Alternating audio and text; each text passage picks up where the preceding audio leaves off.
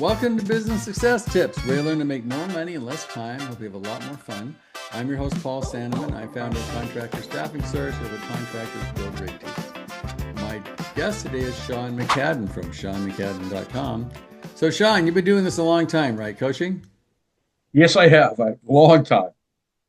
Okay. Yep. So one of the challenges I had as a coach, and maybe you can answer this, is people start out as craftspeople, right? They're like plumbers, like whatever they are, craftspeople. And then they have to make the transition to, I'll call it an entrepreneur. Sometimes that's a tough transition. So how do you get people to make that transition from a craftsperson to an entrepreneur? It's a difficult thing to do. I'm sure you've found that to be true, Paul. Yeah. Um, Usually, what I found worked best for me as a coach trying to help people Mhm. was that trying to catch them early in that process was difficult. Especially if they really are entrepreneurs, they want to fight you on everything. They're stuck in their ways of doing things already. So what I usually found was I waited until for lack of a better way of saying it, I waited until they suffered long enough to realize they can't figure out how to do it on their own and they need some Right. help. They need better guidance, right? If they want to get somewhere, especially a lot faster than what they've experienced, Mhm. they need to find some help beyond what their current schema is, what they already know. Right. Well, I know the most important, my opinion, the most important person that a talented person has building a team. But lots of times when you're dealing with tradespeople, they don't spend the time and effort to build the right team. They just sort of hire people off the street. They don't understand they're only as good as their team, and they're just doing a lot of stuff themselves. So how do you help, these craftspeople change their value structure so they value working on the business, they value working on the team, and it's just not about what we did last week and how much money we can make. Right, right. Well, what I usually found was I had to find a motivating factor. Like why are they doing this to begin with? Why are they in business, right? And of course, Mhm. the simple answer is, oh, I want to make money. But I Right. find if you drill down, behind that answer, they want to make sure they're providing a good living for their family, send their kids to school. So the idea is all right, on your current path, are you going to get there? And for most of them, they're already just figured out, especially if we wait until they're in pain, that they're not going to be able to do that. So what I Right. find then is once there's a motivation, then I can help them with some vision for where they need to be. And that's really, I think, Paul, what I try to do is help them think about not like what do you need to do tomorrow? Where do you want to end up?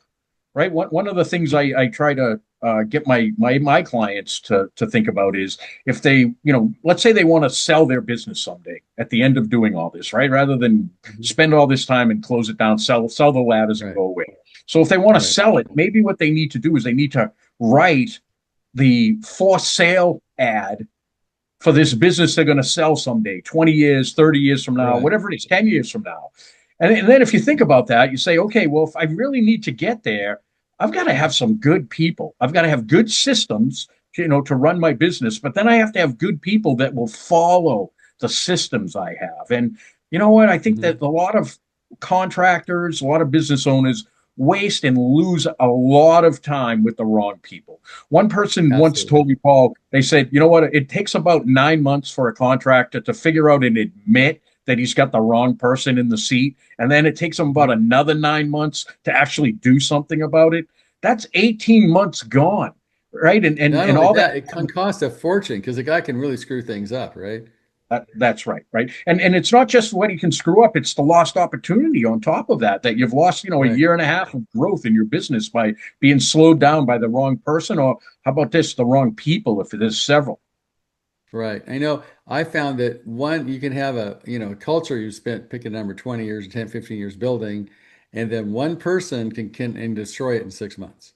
Because, then all of a sudden, well, I guess it is okay to lie, or I guess it is okay to trash the company, or I guess and it's just a new low set of standards. And everybody looks at that and go, well, he works here and that's what he does. So it must be okay, right? Well, that is the risk, right? You get one toxic employee, and then that virus spreads right through your team. Again, something I remember way back when I was getting going with my business before I even thought about being a coach. It's what gentleman said. He said, "What's the message that you're giving to your eagles when you tolerate turkeys?"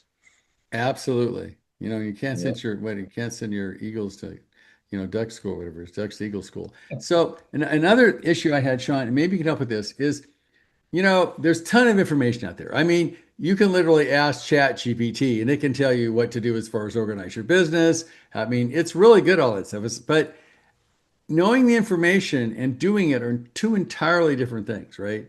I mean, how do you get healthy? Eat right and exercise. Why everybody get fat? I mean, so how did you get, when you're a coach, how do you motivate the people that you're working with to do what they know they should do? Again, I try to connect it to those goals that they told me before I started working with them, right? It was a qualifier for me that they had to have a purpose behind why they were doing this business. So I always would try to relate it back to that. But what I also found was, as a coach, it was my responsibility. That's the way I felt anyway. It was my responsibility to figure out the best way to work with that particular client. I can't put them all in boxes, educate them the same way, coach them the same way. It's, with one person, I can be the black and white guy that I normally am, and, basically hit them off the side of the head with a 2x4 to wake them up. And they like Right. that. And then there's others that's going to shut them off and they're never going to want to talk to me again. So what I try to do is, find what motivates them, but then also try to figure out, what is the best way for us to communicate? Something where I can push them, but at the same time, they're not going to be upset with me that I'm pushing them along. So what I usually tried to do was ask them permission to do that. And then if they felt that I was pushing too hard, that I would ask of them that they would then give me the benefit of letting me know that. I don't want to do that to them. I want to push them. I want to get them to where they want to be, but I don't want them to feel bad about it or feel like I'm, not treating them the way they wanted to be treated. So I would ask their permission to do it, and then I would ask their permission to help let me know if I wasn't doing it the way they expected. Right. Because I know accountability is a big issue, right? Because you can say, I'm going to, call for architects. I'm going to do, you can get a list, the to-do list. You all have a to-do list. And as a coach, I'm sure we all have a to-do list, right? So what happens is you either get it done or have an excuse. Those are your two options, right? And unfortunately, a lot of people have excuses versus getting it done. And I know when I was a coach, that was my big issue because if you push them too hard, they fire you because they don't shoot the messenger, right? But if you don't push them hard enough, you're not doing anything. They're just doing the same thing over and over again. I think that's a very, tight line between, pushing them too hard to get fired and pushing them enough to where I actually get them to do something. So you've been a coach for many years. What do you see of the clients you've dealt with? What are some of the major issues that are common that you've been able to resolve that make a big difference in the business? For me, what I found was one thing that had to be straightened out right away, and almost every one of them has a problem with it, is their financial system. It's a mess. They don't understand how it works. If they're doing budgeting at all, they're budgeting in apples, and then they're estimating in oranges, and then they're job Right. costing in kumquats, and you just can't compare it at all. So I found for me that was a start, because the thing was, if I was going to try to help them with their business, I had to have a way to measure it was working. So I had to Right. have a good financial system to see what is the progress they're making. Are they misestimating? And that's what the problem is. They figured out the right markup they should use, but they're not estimating correctly. So that Right. was what I found was a very important thing to me. The second thing I think I found was that I don't know, I instead of hiring, I always look at, you should be recruiting. You shouldn't be Right. just, all of a sudden now I need a carpenter and I got to find one tomorrow. And if I don't, I'm in trouble. So you pick Mhm. the first breathing thing that shows up. Right. That's to me, that's not a good idea. The idea being is that if you're going to invest in your business, then you should be investing in employees. But if you're going to invest in them, you got to invest in the right ones. That's what I found. And then unfortunately, too many business owners depend on the employee to bring the system to the business. The business Mhm. needs a system to bring the employee into, because the Right. problem is if you rely on your employees to be the ones deciding how you're going to run your business, when they go away, you lose that system You that you lose that have. system. Yeah, absolutely. You got to find a clone, or you got to start over again. I noticed that too because I think one is, I asked, can you tell me whether you made money or lost money this week and why? And most of them can't tell you. Right. Like, well, I can tell you, after the, like way back when I can tell you, but that doesn't do me any good, right? Because you can't, your decisions are only as good as your information. And if you don't have current information, you cannot make current decisions. That was my experience. So getting to people that could say where they lost or made money weekly and why, I was like, if I get it monthly, right? Because you can't make any better decisions with the information you've got. And so usually, they crash because, oh my God, and they go broke before they realize what happened. I'm sure you've seen that. I have, and you know what I tried to do, Paul, to help short circuit that, to prevent that from happening, was to plan what you want to have happen. Right? I mean, just to simplify it, right? Make the numbers easy. If you're going to be a $1.2 million business this year, well, the bottom line is you need to sell approximately $100,000 of business every month, and you need to produce $100,000 of business every month. And then to look at it and say, all right, well, I only produced 80 this month. Well, the idea isn't to accept that you only produced 80. It's to say, well, now what I need to do is make it up, and I need to do 160 next month to get caught back up. So what I found is if I help them establish their own goals to measure against, then we could measure. And I found it was very inspiring for them. And then after a while, Paul, that they would start the call telling me what they did, because they were so happy, they were so proud that they achieved their goals. Right. And a lot of that, if you do 100,000 and don't make any money, that doesn't work either, right? Exactly. Exactly. So again, you got to know your numbers. Right. And then one of the things I tell people is you're a marketing company that fund the marketing with some kind of product or service, because what looks like a profit problem is really a sales problem. Because if you can sell enough product at the right margin, you're fine. But what happens lots of times is guys don't know the margin, they don't have the estimates right, and all of a sudden they're losing nickel on every item, making it up in volume. It doesn't work, right? So I ensure working with companies, I think marketing, obviously recruiting. So if you were meeting, I'm sure you've done this for years. If you were meeting some guy in the airport, say had a remodeling business, was doing whatever, pick a number, a couple million a year, and he was complaining like, I can't find any good employees, my margins suck, I'm just own a job, I'm working 8 hours a week, I'm making 80,000 a year, my carpenter makes more than I do. What kind of advice would you give that guy? I'm sure you've heard that story, right? Oh yeah, so many times. Um, I don't know. I guess for that person, I guess I don't know. I call it schema, Paul. Right? That you can become educated, and you can. If you read a book about how to build a house, and you've never built a house before, do you think you're going to be able to build a house? Right. So that's exactly what happens with contractors. They've never really run a good business before. So how do they think they're ever going to be able to do that? So what I have to ask them is they have to take a leap of faith, right? If they're going to work with somebody like yourself, somebody like me, work with a coach that's got Mhm. experience, that has a track record, you've got to go with that leap of faith. So I don't know. I read a book one time and it talked about entrepreneurs and wannapreneurs. Mhm. Entrepreneurs are very difficult to deal with because they typically want to defend what they're already doing, at least until they're Mhm. enough pain to know that that Right. what they're doing is not working. But a wannapreneur is a totally different type of person. They're the kind of person that would say, Paul, what do I do next? And you know what? That worked great for me. So what do I do now? Right? It's a different Right. mindset. Well, one of the biggest issues I had is whether people are coachable or not.